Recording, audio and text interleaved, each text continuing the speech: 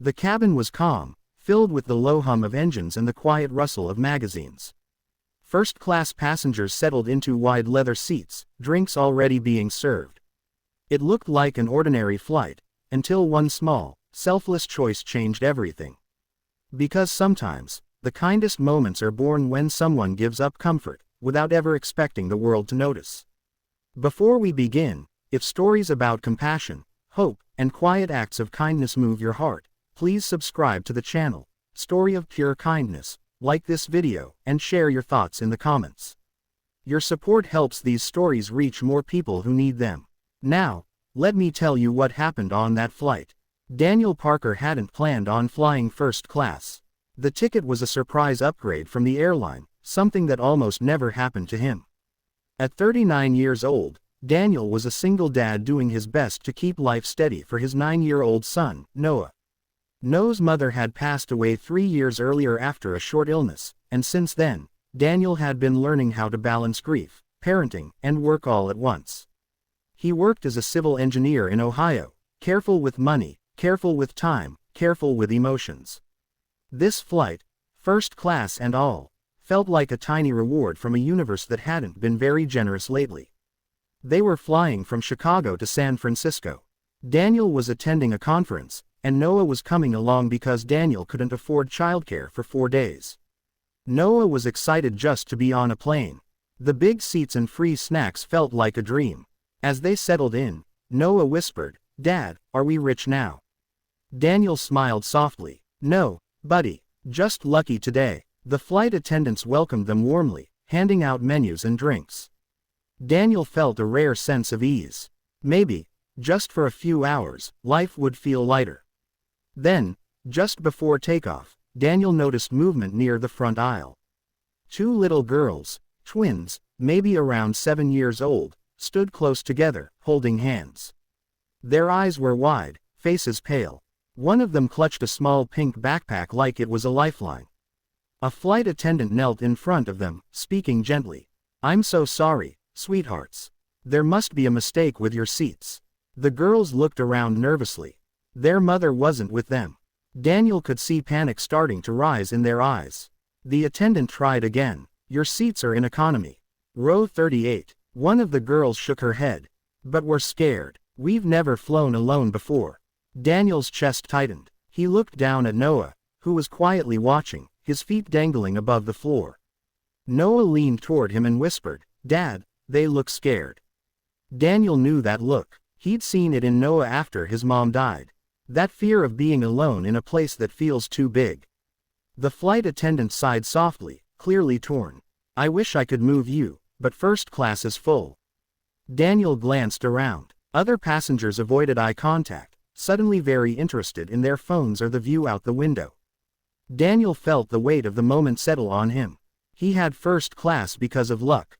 Those girls had fear because of circumstances they couldn't control. He raised his hand. "Excuse me," Daniel said calmly. "They can have our seats." The flight attendant blinked. "Sir, are you sure?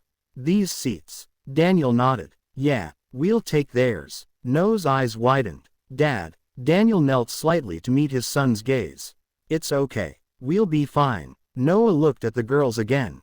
Then he nodded. "Okay." The flight attendant's eyes softened. "Thank you. That's very kind." As Daniel and Noah gathered their things, the twins stared at them in disbelief. "Really?" one of them asked, quietly. Daniel smiled. "Really?" They followed the attendant to first class, still holding hands. One of them turned back and waved shyly. Daniel and Noah walked down the aisle toward economy, passing rows of people who now watched with quiet curiosity. When they reached row 38, Noah climbed into the middle seat, legs swinging again. The seat was smaller, tighter, nothing like first class. "Sorry, buddy," Daniel said. Noah shrugged. "It's okay, Dad. Mom would have done that too." Daniel swallowed hard. As the plane took off, Daniel tried to focus on the clouds outside the window. He told himself he'd made the right choice, even though a small part of him missed the comfort he'd given up. An hour into the flight, a different flight attendant approached their row. "Mr. Parker," she asked softly. "Yes, could you come with me for a moment?" Daniel's stomach dropped. Had he broken a rule? Was there a problem? He followed her to the galley near the front. She smiled. I just wanted to let you know, the twins you helped, they're doing much better now. Daniel exhaled. That's good. She hesitated, then added, there's something else. She led him a little farther forward, toward the cockpit door. A woman stood there, tall and composed, dressed simply but with an unmistakable presence. She turned and smiled warmly. Mr. Parker, I'm Elena Cruz. Daniel nodded politely, unsure. I'm the mother of the twin girls, she said. And I wanted to personally thank you. Oh, Daniel said quickly. It was nothing. They just looked scared. Elena studied him for a moment, her expression gentle but thoughtful. You didn't hesitate, she said. Most people don't give up comfort for strangers. Especially not with a child of their own. Daniel shrugged. My son knows what it's like to be afraid.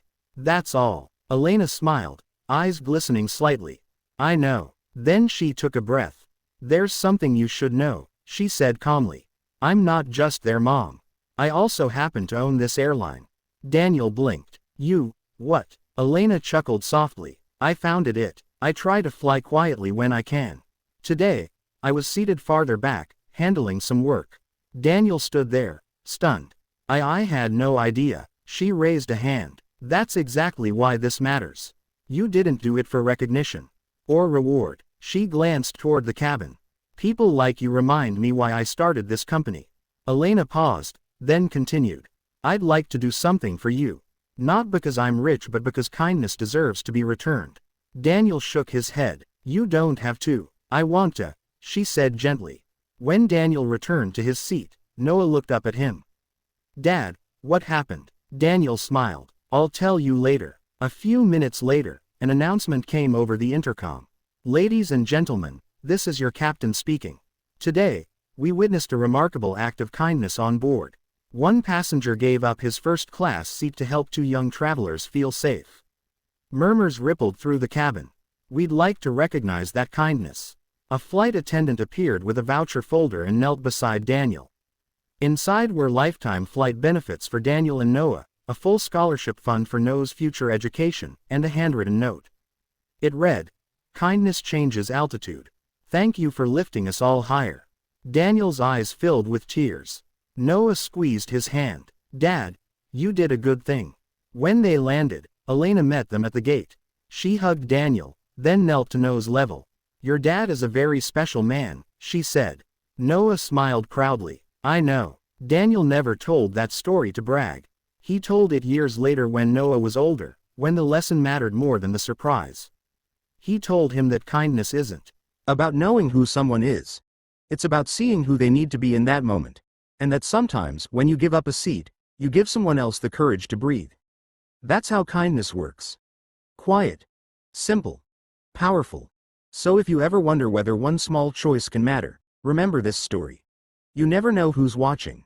You never know whose life you're changing. And you never know how far kindness can fly.